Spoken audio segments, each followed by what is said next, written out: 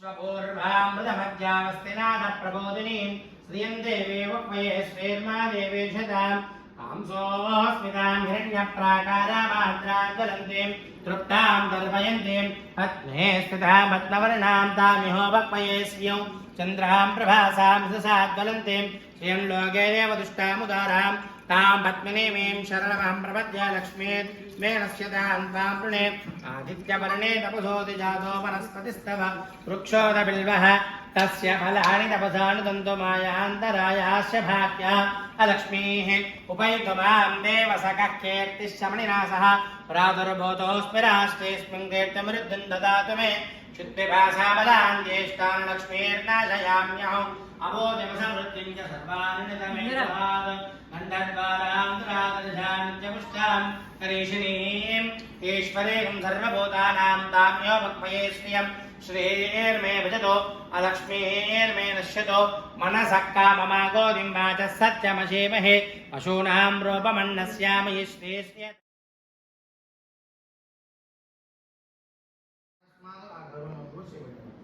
चक्षुप्राणिहनो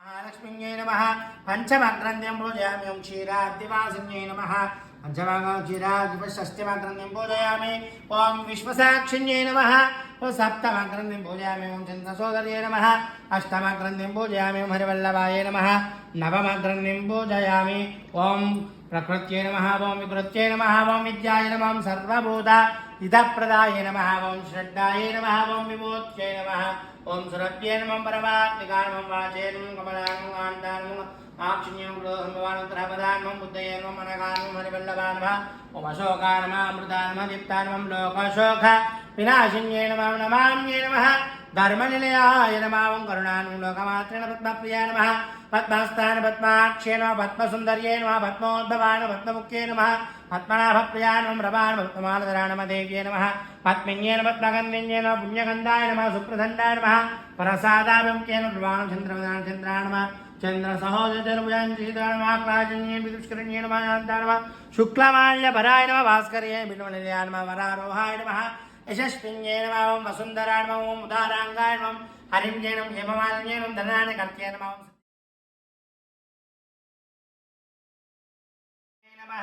ओं पद्मनिलयाय नमः ओं मदनमात्रे नमः ओं ललितायै नमः खम्बुखण्ड्यै नमः ओं जवगाय नमः ओं ललितायै नमः धनप्रियायै नमः ओं सुमुखाय नमः ओं श्रियै नमः ओं सुवासनाय नमः ओं सुनेत्राय नमः ओं रमाय नमः ओं कमलाय नमः ओं वरलक्ष्म्यै नमः ओं श्रीमहालक्ष्मीयै नमः नारायण्यै नमः वीराब्धिवासिन्यै नमः नानाविध परिमलमन्त्र कालोचित पुष्पाणि समर्पयामि सर्वोपचारान् समर्पयामि पुष्पमालालङ्करणान् समर्पयामि ओं यागुङ्गो पुष्पमालालङ्करणान् समर्पयामि योपां पुष्पं वेद पुष्पवान् प्रजावान् पशुवान् भवते चन्द्रमा वा अपां पुष्पं पुष्पवान् प्रजावान् पशुवान् भवति एवं वेद योपामायतनं वेद आयतनवान् भवति चन्द्रमा वा अपां पुष्पं पुष्पवान् प्रजावान् पशुवान् भवति योपां पुष्पं वेद पुष्पवान् प्रजावान् पशुवान् भवति चन्द्रमा वा अपां पुष्पं पुष्पवान् प्रजावान् पशुवान् भवति पुष्पमालां वदेऽहमम्बां जगदीश्वरीं तां सर्वमङ्गलमाङ्गल्ये विष्णुवक्षस्थलालये शरण्ये त्र्यम्बके देवे नारायणि नमोऽस्तुते। పూర్వములో కాశీ పట్టణము లోపల శివనగాది మహామునులు అందరూ కూడా అక్కడ దేవి సప్తయాగాన్ని చేస్తూ ఉంటే అక్కడికి సూత మహర్షి వచ్చారట. ఈ సూత మహర్షి ఎవరయ్యా అంటే 18 పురాణాలు తెలిసిన వ్యక్తి, వేదవ్యాస మహర్షి యొక్క శిష్యులలో ఒకరు. అయితే ఈయనకి 18 పురాణాలన్నింటినీ కూడా తెలుసు. వేదవాంగ్మయం అంతా కూడా తెలిసిన వ్యక్తి ఎవరయ్యా అంటే వేదవ్యాసుడు. పురాణాలు తెలిసిన వాంగ్మయం అంతా ఎవరయ్యా అంటే సూతం, అంటే ఆరనే సూతుడు అంటాం, సూత మహర్షి కూడా అంటాం. అయితే ఈయన ఏమి చేయాలంటయ్యా అంటే అక్కడ ఈ శివనగాది మహాములు ఒక వేద సప్తయాగాన్ని అక్కడ చేస్తూ ఉంటే ఒకనొక రోజున ఆ వారికి అందరికీ కూడా పురాణ వాంగ్మయం అంతా కూడా చెబుతూ ఉండగా ఈ పురాణ వాంగ్మయంలో ఒక రోజున అడిగారట ఆ శివనగాది మహాములు, స్త్రీలకు సకల సౌభాగ్యమైనటువంటి కలగ చేసే వ్రతం ఏమైనా ఉన్నదా, అట్టి వ్రతాలలో ఏ వ్రతము గొప్పది, ముందుగా ఏ వ్రతము చేయాలి అని చెప్పి ఆ శనగాది మహాముని అడగగానే ఆ సూతుడు ఈ విధంగా చెబుతున్నాడు. ఈ విధానముగానే పూర్వంలో కైలాస పర్వతంలో పార్వతీ పరమేశ్వరుడు కలిసి ఉండగా ఆ యొక్క పరమేశ్వరుడు పార్వతీదేవితో కూర్చొని ఏకాంత సమయంలో ఉండగా ఇలా పార్వతీదేవి ఒక విషయం అడిగిందట. ఎవరిని? పరమేశ్వరుడు. ఏమని అయ్యా అంటే స్త్రీలకు సకల సౌభాగ్యములు కలగజేసే వ్రతం ఏమైనా ఉన్నదా, ఆ వట్టి వ్రతం ఏమైనా ఉంటే మొదటి వ్రతం ఏమిటిది అది చెప్పండి నాథా అని చెప్పి ఆ పరమేశ్వరుని అడగగానే ఆ యొక్క ఎవరు అడిగారు? అమ్మవారు అడిగింది, పార్వతీదేవి అడగగానే అప్పుడు పరమేశ్వరుడు ఇలా చెప్తున్నాడు, పోయి పార్వతి, మగధ దేశములో కూడుకున్నటువంటి ఒకనొక స్త్రీ, బ్రాహ్మణ స్త్రీ కలదు. ఆ బ్రాహ్మణ స్త్రీ పేరు చారుమతి. ఆమె ప్రతి నిత్యము కూడా భర్త సేవ, తర్వాత అత్తామామల సేవలు చేసుకుంటూ ప్రతి నిత్యము కూడా అమ్మవారితో అనుగ్రహం ఉండుకుంటూ ప్రతి నిత్యం అమ్మవారిని పూజ చేసుకుంటూ ఉండేదట. సకల సౌమ్యురాలు, ఎటువంటి కలవశము లేనటువంటి రాలు, చక్కగా అమ్మవారు నిమగ్నమైపోయి ఆధ్యాత్మిక సాధన ఎక్కువ కలిగిన వ్యక్తురాలు ఎవరు? చారుమతి. ఒకనొక రోజున ఆ చారుమతికి స్వప్నములో అమ్మవారు కనిపించింది. ఎవరు? వరలక్ష్మీదేవి కనిపించింది. ఆ వరలక్ష్మీదేవి కనబడి చెప్పిందట, ఓయి చారుమతి, నేను వరలక్ష్మీదేవిని, శ్రావణ మాసము పౌర్ణమి ముందుగా వచ్చే శుక్రవారం నాడున నా వ్రతాన్ని ఆచరింపుము అని చెప్పి చేయవలసిన విధానం అంతా కూడా చెప్పగానే అప్పుడు ఆ యొక్క చారుమతి కలలోనే ఉండి అమ్మవారికి ధ్యానము చేసుకొని సకల స్తోత్రాలు పాడిందట. పద్మప్రియే పద్మిని పద్మహస్తే పద్మాలయే పద్మధరాయతాక్షి విశ్వప్రియే విష్ణు మనోనకూలే తత్పాద పద్మం మహి సన్నిధత్స్వ అని తన ధ్యాన రూపంలో శ్లోకాలు పాడి అమ్మవారికి స్తోత్రాలు చక్కగా పాడేసి అమ్మవారిని అలానే కళలో ఉందట. సరిగ్గా మేలుకోయిపోయిందట. బ్రాహ్మీ ముహూర్తంలో కళ వచ్చిందా మేలుకోయిందట. అన్నీ కూడా ఇంటికి కిందికి మొత్తం 4 మూలలుగా చూసినట్టు ఎక్కడ కూడా అమ్మవారు కనబడలేదట ఎవరికి? ఆ చారుమతికి. ఆ కళలో కనిపించబోయేసరికి అప్పుడు అనుకుందట, ఓహో ఇదంతా స్వప్నమా, ఇదంతా స్వప్న వృత్తాంతం అంతా కూడా అనుకొని అక్కడి నుండి పొద్దున్న మన అమ్మవారి స్నానం ఆచరించి నలకృత్యాలన్నీ తీసుకొని కూడా చక్కగా పూజ గదిలో వెళ్ళి పూజ చేసుకున్న తర్వాత అత్తామామల దగ్గరికి వెళ్ళి ముందుగా విషయం నిర్ణయించుకున్నదట. ఏమన్నా అంటే మరి తెల్లవారుజామున నాకు ఈ వ్రతం వచ్చింది, వరలక్ష్మీదేవి అట చక్కగా నాకు వ్రతం చేయమన్నారు, మరి చేయమంటారా అని చెప్పి అనుమతి కోరిందట. ఎవరు? చారుమతి.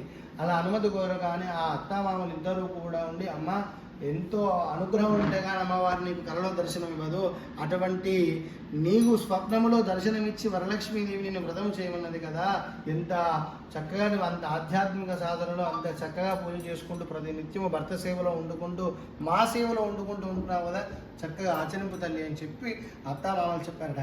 ఆ తర్వాత ఆ విషయాన్ని మళ్ళీ తన భర్తకు చెప్పుకొని విషయం అంతా కూడా చెప్పిందట. చెప్పిన తర్వాత సరే చక్కగా ఈ వ్రతాన్ని ఆచరించమ్మా అని చెప్పిందట.